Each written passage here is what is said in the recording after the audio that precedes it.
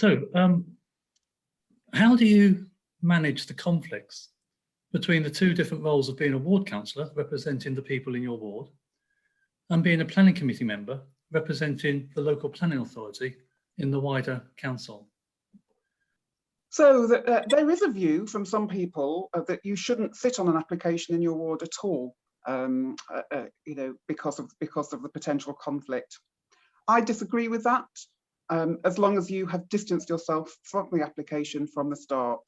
I always say when I get approached by residents or by applicants, I always say from the outset, I sit on the planning committee, so I'm not going to engage with you in any way on this application, so that I can sit at the committee with an understanding of the ward and some of the dynamics of the ward, but so that my decision making isn't fettered by any discussions or conversations that I've already had. As I said, a lot of the borough's development is in my ward, large and small, so I've been doing this for some 15 years now. And I think I think it's better for me to be on the committee representing the area, as it were, or looking at it from an area specific point of view.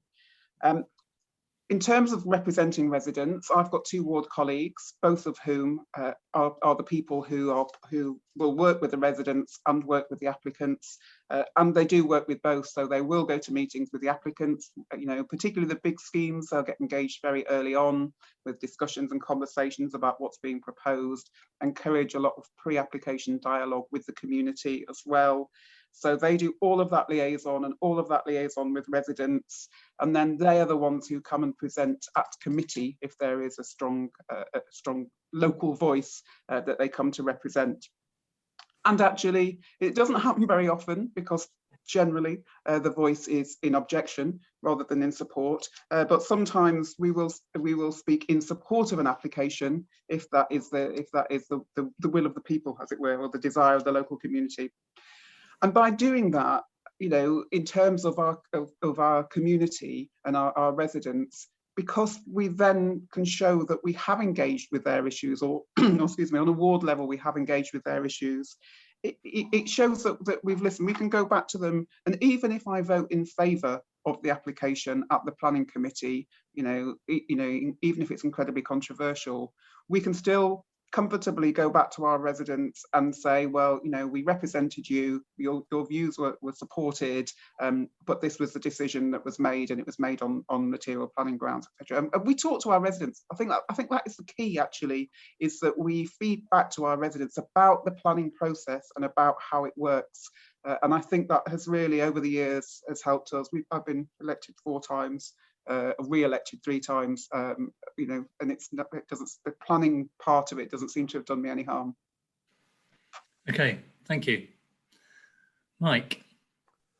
Yeah, Adele touched initially on the issue that at some councils, the ward members, or at least a planning committee member, if it's in their ward, then actually they're not able to vote, but they can of course speak on it. Whereas at other councils, if it's in your ward, you can both speak and vote. And personally, I don't have any strong view either way. I can recognise the advantages of both situations, because clearly, if you don't have to vote on it, it does to some extent take the pressure off as far as your residents that you represent are concerned. But you can still speak on it. On the other hand, others feel strongly that they should be able to vote because, you know, that's what they're elected to do, and they you know, should be able to vote even if it's in their own ward. And that's the position at my council currently, that you can vote if it's in your own ward. As far as how I approach those types of applications where it is in my ward, then the first thing I do would be to present the local views, particularly highlighting any bits that differ from the officer report. And then, having listened to my fellow colleagues on the planning committee, that I will then come to my view, as I would do with every application, and then I would vote at the end, having listened to the discussion on it. So in that sense, I don't myself treat my ward applications any differently than I would another application coming to the planning committee. So that's how I approach it. And obviously it's going to depend on for those listening to this, what the situation is at your own council. Okay, and you've both had experience of being the chair of planning committee.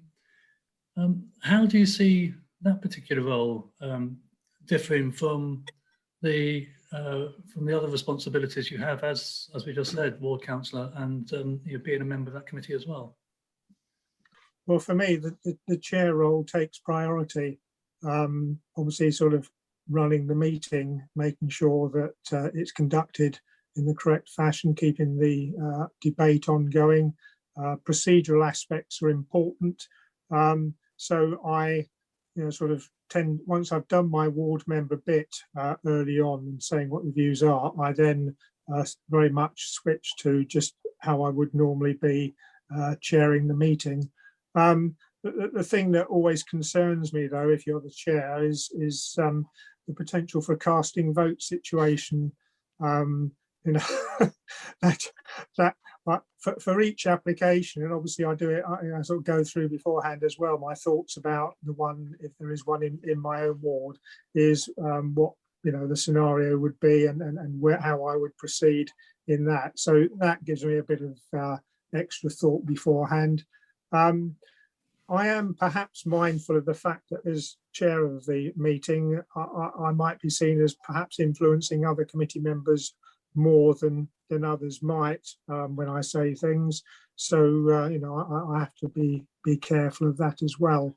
So I think about all these things beforehand and just sort of make sure that I don't get sort of suddenly caught on the spot where it's something, because I'm chair and because it's in my ward, that I might get any sort of challenge about from any other member of the committee, I suppose. Okay, thank you. Adele. Yes, thank you. I mean, I agree with the points that Mike's made. A very similar approach to it. Because you do have that slightly separate role when you're the chair to make sure that actually, you're responsible for the pre-application, the sort of setting up of the committee meeting itself, any liaising with officers, making sure that everything is in place before the meeting starts, and all of those technical things as well. You have a certain role to make sure, obviously working with the officers, that's done. But your main role at the end of the committee is to make sure that your committee has come out with a decision, and that the decision is clear and that it is defendable, whatever that decision is, whether you're agreeing with the officer recommendation or whether you're not, because we always talk about appeals, but actually more and more now we are getting judicial reviews coming in from community groups. So if you're voting in favour of something or even supporting an officer recommendation, you still need to be confident that you are voting, that decision is the right decision. So you do have that sort of extra responsibility. And I think, again, with the ward element of it, you have to sort of park, when you're the chair, you have to park that sort of ward responsibility. It's always going to be there because you are a member in your ward, you do know your ward and you do know the issues, but it's really important that you park it.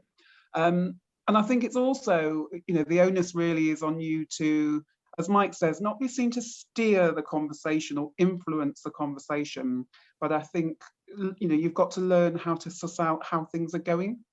And because what you don't want is a scenario that I have witnessed where the chair proposed, this wasn't on my committee, but the chair proposed that something was approved. More people voted against that approval than voted in favour of it, and so there had to be an alternative decision put forward, a refusal. But then people didn't have the reasons. They voted against it, and they'd done that classic thing, and it goes back to sort of other conversations about making defendable decisions and thinking about your reasons for suggesting that something is refused, because you don't want to be in a situation where you haven't read the mood very well of how people are thinking and how your members on your committee are going to respond, and have that scenario where in fact, actually on this committee it was even more complicated because people then changed their vote. So people who had previously voted against the recommendation to approve when the recommendation was put forward to refuse, they didn't vote to refuse it either, possibly because they realised they hadn't got the reasons. So you can end up in a terrible mess if you're not careful. So it's really, really important that a chair learns the skill of assessing the mood of the committee that you usually can do during the debate. And actually, if you're really not sure, go down the line of people and say, what are your thoughts on this? And get people to say, well, I'm going to vote in favour, or I'm thinking of this, or I'm thinking of that, before you actually go into the voting scenario. Because, yeah, unfortunately, it will probably fall to the chair to defend a refusal, to be the person who has to front it up at any planning appeal or judicial review or anything like that. Okay, thank you, Adele. That's really interesting from both of you. Thank you. Mate, and finally, Mike, time for that final piece of advice. As a venerable planning committee member with sound judgment, your single piece of advice to give your peers across the country who are aspiring to be the perfect planning committee member. Well, in a short phrase, it is do your homework. You need to read and understand the issues in the various officer reports before committee. You need to ask questions prior to the meeting if there are aspects of it that you don't understand. So when you go to the committee meeting, you've got a clear understanding of the issues. And then you're going to be in a position to speak with confidence, because if you wish to speak on an item, you'll be able to demonstrate that you understand the issues, and then you're going to be presenting your views on them from a sort of a position of knowledge. And ultimately, when you vote on it, if you get challenged by someone outside of the meeting, then you're able to justify that because you understood the issues by doing your homework at the start. So I think, at the end of the day, it's always very important to make sure you do your preparation, that you read everything through and you know and understand all the issues that are before you, so that in your own mind, you're entirely at ease with what you might wish to say and, sort of justifying how you act. So that's it, do your homework. Thank you very much indeed. So draw a close to this conversation. And again, thank you very much for your time and see you again another time. Thank you. Thank you both. Goodbye.